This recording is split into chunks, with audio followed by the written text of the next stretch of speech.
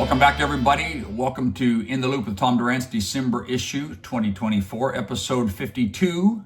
Thank you again for your support and your comments along the way. Sometimes you wonder if you're making a difference. Does it matter? Are you making a dent?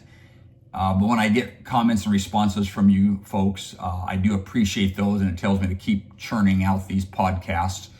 So again, thank you. If you like something here, if it blesses you, if you have a team, a staff, friends, co-workers that would like the podcast, do me a favor, just share that with them, and it would help me get the word out and feel like I'm making more of a difference than in my head. Sometimes I'm wondering if it's really making a difference. So again, thank you. Before I get into my podcast today, let me just remind you or let you know, I'm passionate about leadership. Every other year, I host a conference called Simply Lead. Of course, it's in SoCal. It's March 1, 2025. It's on a Saturday, one-day event.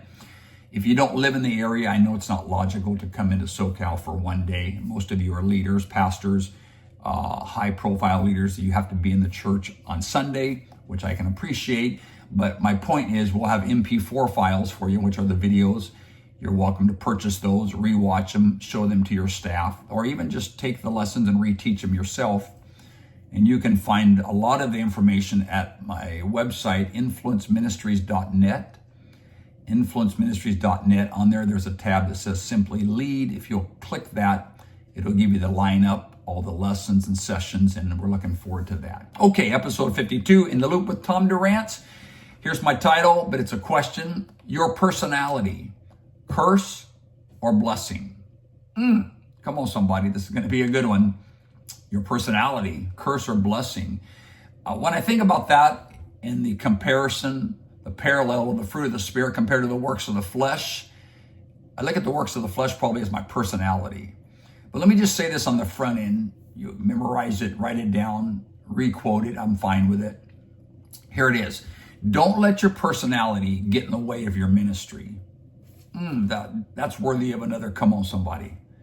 Don't let your personality get in the way of your ministry. What are you saying? I'm simply saying you've got to manage your personality. You have to manage your temperament, and do not let it impede on what God has called you to do. You got to do that. You see, the fruit of the Spirit is the Spirit of God, obviously, 9 of them: love, joy, peace, meekness, temperance, all these things. God left out a few, but my point is, you know what? The fruit of the Spirit is Galatians 5, 22 and 23. So here's my question to you. If you have some of the fruit of the Spirit, does that fruit have a shelf life?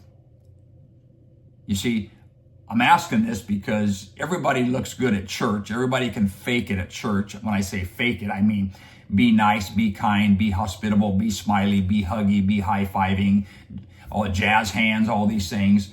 And that's a 3 or 4 hour half day. But what's your natural tendency to be in life? Does the fruit of the Spirit show, or does your personality overshadow the fruit of the Spirit? I understand personalities. They're great personalities. There are some that are a little challenging. I'm not a personality expert. I'm not going to drill down on that. But I know me, I'm a type A personality. So I've got to manage that. And I've got to grow the fruit of the Spirit, which takes effort and energy on my part. Though I don't think the fruit of the Spirit grows itself. It's a intentional desire for me to be more kind, more thoughtful, more long-suffering. My personality naturally doesn't lend itself to long-suffering. I'm type A. I'll get it done, and I don't have patience for nonsense. But the fruit of the Spirit has patience for nonsense. The fruit of the Spirit is considerate. The fruit of the Spirit is long-suffering. So in the context of my podcast, which the title is, Does Your Personality Bless or Curse? We've got to understand that I've got to make sure that I'm managing my personality and my temperament, and it doesn't impede on what God's called me to do. You see, to maintain the fruit of the Spirit takes energy. You know, does the fruit of the Spirit in your life become rotten after what? 3 days, 4 days?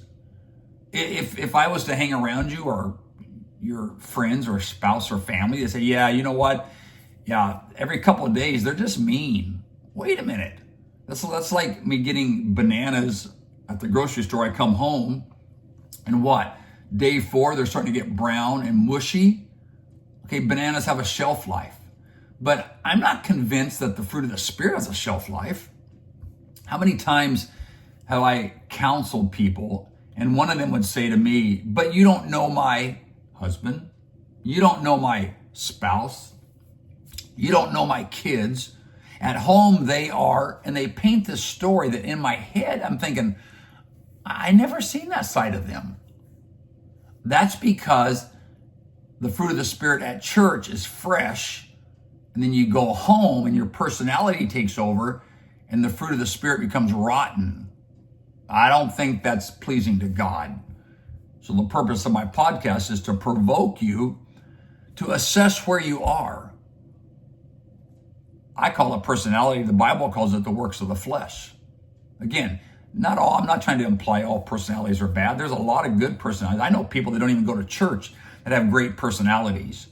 But if you have a great personality with a layer of the fruit of the Spirit on it, you're going to be one amazing person that is going to be a magnet for people to show the love of Christ. Kudos to you. But I think for the most part, the majority of us don't have that going for us. So we have to manage, we have to work, come on somebody, on the personality, quote unquote, works of the flesh, so that more of the fruits of the Spirit are visible. So here's my question, Kate. On a percentage of who you are, let's just do Tom Durant's, because I know Tom Durant's. Of 100% of Tom Durant's, what would people think the percentage is the fruit of the Spirit?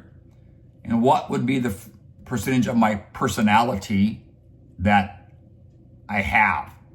For example, hey, if you know Tom Durant's, 70% of him is fruit of the Spirit, 30% is his personality, which is a little rough. I got to try to do better. I want to get to 80% and 90% and 100%. Or in some cases, is it opposite? 30% is the fruit of the Spirit and 70% is their rotten personality, and you never know what version of them you're going to get. Oh, come on, somebody. That's good stuff, right? This is good stuff only if you take it to heart. And sometimes it's good stuff when you think, oh, that's for so-and-so. No, I'm talking about you today, okay? Don't think about people in your life. This is not a judgmental microscope of people around you. Oh, yes, you don't grade. If you're grading someone else in your head right now, you're wrong, okay? Can I just be honest? You're missing the point. Grade yourself. Again, let me ask the question so you can grade yourself. And once you get that number, the goal is I've got to raise the number, the percentage of the fruit of the Spirit, because I can't afford my personality, my flesh, my works of the flesh that I try to manage. I can't afford for that to impede on what God has called me to do. Come on, somebody.